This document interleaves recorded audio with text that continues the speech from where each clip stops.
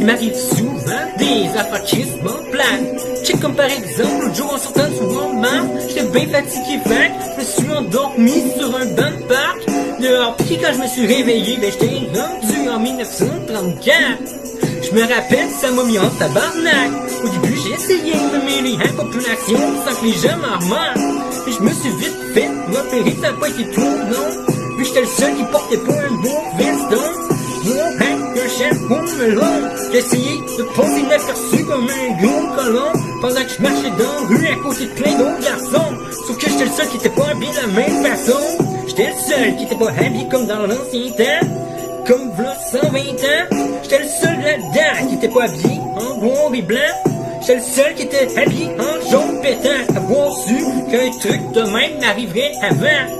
Parce que j'avais mis comme un esti d'innocent pis un kiss de con plutôt. Un esti de grise de chandail jaune sur le dos. Les gens qui capotaient vu que mon chandail était jaune plus haut. Pis qui avaient jamais vu cette teinte de jaune là plus tôt. Parmi toutes les teintes de jaune, pourtant c'est pas mon poule jaune le plus beau. À cause de ça, les gens me posaient plein de questions. Pendant que j'essayais de me tenir loin d'eux, j'étais pas pour leur dire c'est parce que je venais de l'an 2022. J'aurais eu de l'air d'un débile, d'un niaiseux. Mais si j'aurais eu de l'air débile, pis pas rien qu'un peu, j'sais quand même pas pour leur dire que c'est parce que je venais de l'an 2022. J'sais quand même pas pour leur dire que c'est parce que je venais du futur. Fait que j'ai vécu avec eux, j'ai adopté leur culture. J'ai passé une dizaine d'années à faire de l'agriculture, jusqu'à ce que je trouve une manière de retourner dans le futur. Parce que machine à rebondir dans le temps, moi je savais pas comment construire ça. Mais par chance, j'ai rencontré un gars là-bas qui s'appelait Nicolas Tesla, pis il m'a fabriqué ça. Je sais pas comment ce qu'il a fait, mais ça y a pris des mois pour me bricoler ça.